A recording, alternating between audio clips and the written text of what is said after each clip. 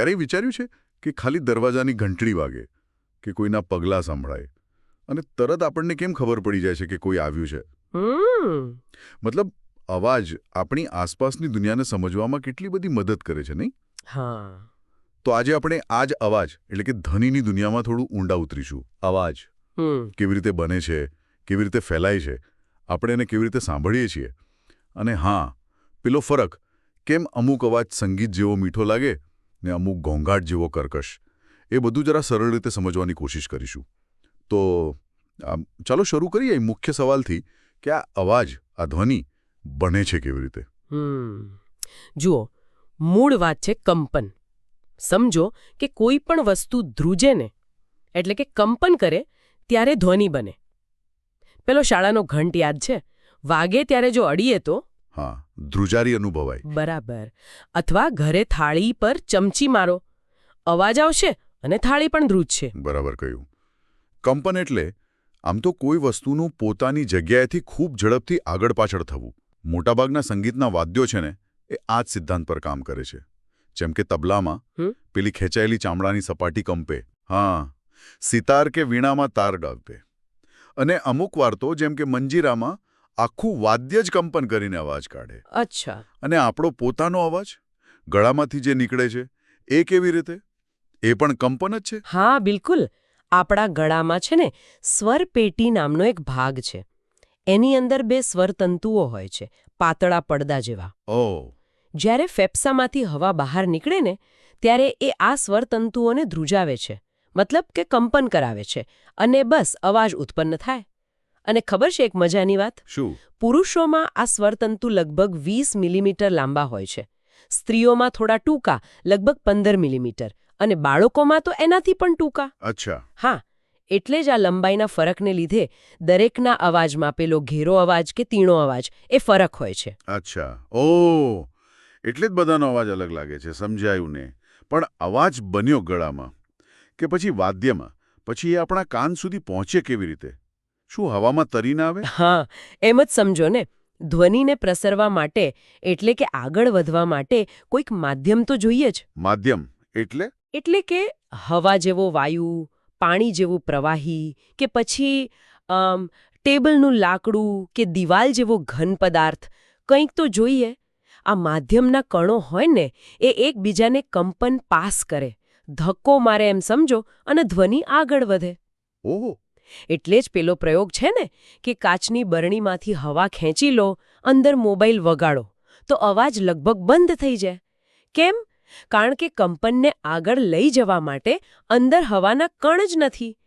શૂન્યાવકાશમાં અવાજ ન ફેલાય. બરાબર.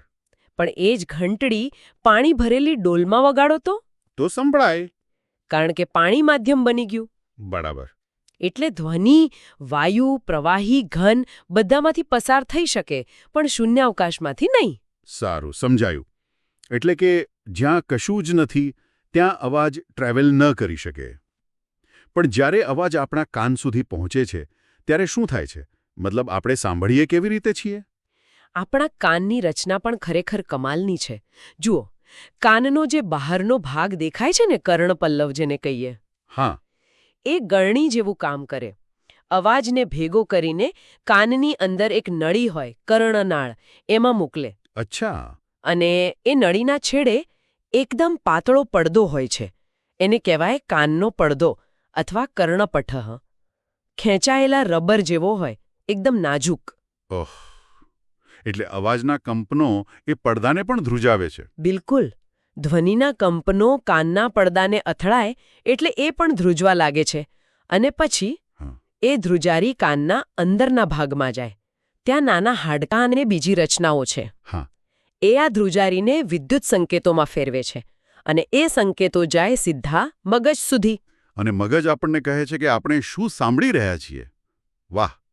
હા, આખી પ્રક્રિયા ખૂબ જટિલ અને બહુ ઝડપી છે. એટલે જ કાનની સંભાળ બહુ જરૂરી છે.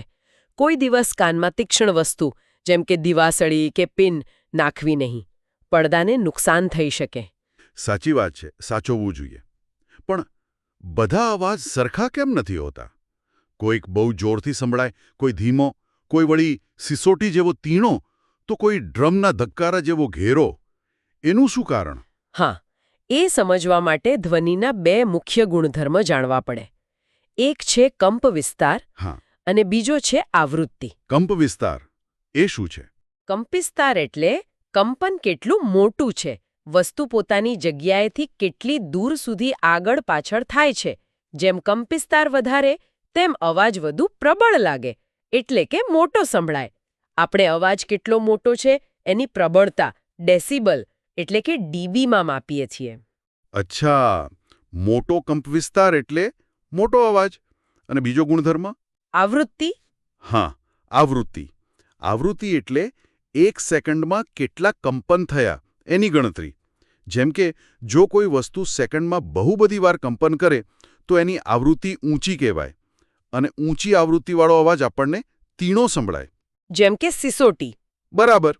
અને જો કંપન ધીમા હોય, મતલબ કે 1 સેકન્ડમાં ઓછા કંપન થાય, તો આવૃત્તિ ઓછી કહેવાય, અને ઓછી આવૃત્તિવાળો અવાજ ઘેરો સંભળાય. જેમ કે પેલો મોટો ડ્રમ વગાડીએ. હા, આવૃત્તિ આપણે હર્ટ્ઝમાં માપીએ છીએ, અને આપણે માણસો સામાન્ય રીતે લગભગ 20 હર્ટ્ઝથી લઈને 20,000 હર્ટ્ઝ સુધીની આવૃત્તિવાળો અવાજ સાંભળી શકીએ છીએ. એટલે પ્રબળતા, મોટો નાનો અવાજ અને તીણાપણું, ઘેરો તીણો અવાજ, એ બે અલગ વસ્તુ થઈ. બરાબર. બરાબર. કંપ વિસ્તાર પ્રબળતા નક્કી કરે, આવૃત્તિ તીણાપણું નક્કી કરે. પણ અમુક અવાજ આપણને ગમે જ નહીં, સાંભળીએ ને એટલે કંટાળા આવે. જેમ કે રસ્તા પરનો ટ્રાફિકનો અવાજ, બાંધકામ ચાલતું હોય ત્યાંનો અવાજ, એ બધાનું શું? એવા અવાજ જે આપણને સાંભળવા ન ગમે, અરુચિકર લાગે, કાનને ખૂંચે, એને આપણે કહીએ છીએ ઘોંઘાટ, અંગ્રેજીમાં નોઇઝ. ઘોંઘાટ. હા, જ્યારે સંગીતના સાધનોમાંથી નીકળતો મધુર અવાજ જે સાંભળવો ગમે એને આપણે સંગીત કહીએ છીએ, મ્યુઝિકલ સાઉન્ડ. પણ હા, એક વાત યાદ રાખવા જેવી છે. શું? કે સંગીત પણ જો બહુ જ મોટા અવાજે વગાડવામાં આવે ને તો એ પણ ઘોંઘાટ બની શકે છે. સાચી વાત. કાન ફાડી નાખે એવું સંગીત પણ ઘોંઘાટ જ લાગે. પણ આ ઘોંઘાટ જો બહુ વધી જાય તો શું થાય? જ્યારે આપણી આસપાસના વાતાવરણમાં બિનજરૂરી અને બહુ વધારે પડતો અવાજ હોય ને ત્યારે એને કહેવાય ધ્વનિ પ્રદૂષણ, નોઇઝ પોલ્યુશન. ધ્વનિ પ્રદૂષણ. હા, એના સ્ત્રોત કયા કયા? ઘણા બધા છે. જેમ કે વાહનોનો અવાજ, હોર્નનો અવાજ, કારખાનાના મશીનો, બાંધકામના સાધનો, મોટા લાઉડસ્પીકર, ફટાકડા, અરે ઘરમાં ચાલતું ટીવી, મિક્સર, કુલર, આ બધા જ જો બહુ અવાજ કરે તો પ્રદૂષણ ફેલાવી શકે. અને આનાથી શું નુકસાન થાય? આપણા સ્વાસ્થ્ય પર એની ખરાબ અસર પડે છે. જેમ કે ઊંઘ ન આવવી એટલે કે અનિદ્રા, હાઈ બ્લડ પ્રેશર એટલે કે હાઇપરટેન્શન, ચિંતા, બેચેની, અને સૌથી ગંભીર અસર, જો લાંબા સમય સુધી બહુ મોટા અવાજમાં રહેવું પડે ને તો ધીમે ધીમે સાંભળવાની શક્તિ પણ ઓછી થઈ શકે છે, કાયમી બહેરાશ પણ આવી શકે. અરે બાપરે, આ તો ગંભીર કહેવાય. તો આ ધ્વનિ પ્રદૂષણ ઓછું કરવા, એને પહોંચી વળવા શું કરી શકાય? અમુક ઉપાયો છે. જેમ કે વાહનો અને મશીનોમાં અવાજ ઓછો કરવા માટે સાયલેન્સર લગાવવા જોઈએ. હા, બરાબર. જે ઉદ્યોગો કે કારખાના બહુ અવાજ કરતા હોય એમને રહેણાંક વિસ્તારોથી દૂર સ્થાપવા જોઈએ. આપણે પોતે પણ બિનજરૂરી હોર્ન ન વગાડવો, ટીવી કે મ્યુઝિક સિસ્ટમ ધીમા અવાજે સાંભળવા. અને હા, એક બહુ સારો ઉપાય છે. કયો? વધુને વધુ વૃક્ષો વાવવા. કારણ કે વૃક્ષો છે ને એ અમુક હદ સુધી અવાજને શોષી લે છે, અવરોધ બનીને અવાજને ઘટાડવામાં મદદ કરે છે. અરે વાહ, વૃક્ષો આ કામ પણ કરે. સરસ. તો ચાલો આપણે આખી વાતને ટૂંકમાં સમજી લઈએ. ધ્વનિ એટલે મૂળભૂત રીતે કંપન. બરાબર.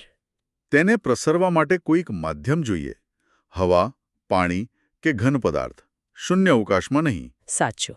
આપણો કાન આ કંપનોને ઝીલે છે, પડદો ધ્રુજે છે અને સંકેત મગજ સુધી પહોંચે છે. હા. કંપન કેટલું મોટું છે, કંપ વિસ્તાર, એના પરથી અવાજની પ્રબળતા, મોટો નાનો, નક્કી થાય. અને કંપન કેટલું ઝડપી છે, આવૃત્તિ, એના પરથી અવાજનું તીર્ણાપણું, ઘેરોતીનો નક્કી થાય. એકદમ બરાબર. અને જે અવાજ સાંભળવો ન ગમે એ ઘોંઘાટ. અને બહુ વધારે પડતો ઘોંઘાટ એટલે ધ્વનિ પ્રદૂષણ, જે નુકસાનકારક છે. સરસ સારાંશ. અને અંતે એક વિચારવા જેવો મુદ્દો મૂકી જાઉં. હા, જરૂર. આપણે એ તો સમજ્યા કે ધ્વનિ હવા પાણી અને ઘન પદાર્થોમાં અલગ અલગ રીતે પ્રસરે છે, એની ઝડપ પણ જુદી હોય. તો શું એવું બની શકે કે પાણીમાં ઊંડે રહેતા જીવો જેમ કે વ્હેલ કે ડોલ્ફિન અથવા જમીનની અંદર રહેતા અમુક પ્રાણીઓ એ ધ્વનિનો ઉપયોગ એવી રીતે કરતા હોય સંદેશા વ્યવહાર માટે કે શિકાર માટે કે જે આપણે સહેલાઈથી સમજી જ ન શકીએ, કારણ કે તેમના માધ્યમમાં ધ્વનિની મુસાફરી આપણા હવાના અનુભવ કરતાં સાવ જુદી જ હોય. વિચારવા જેવું છે નહીં?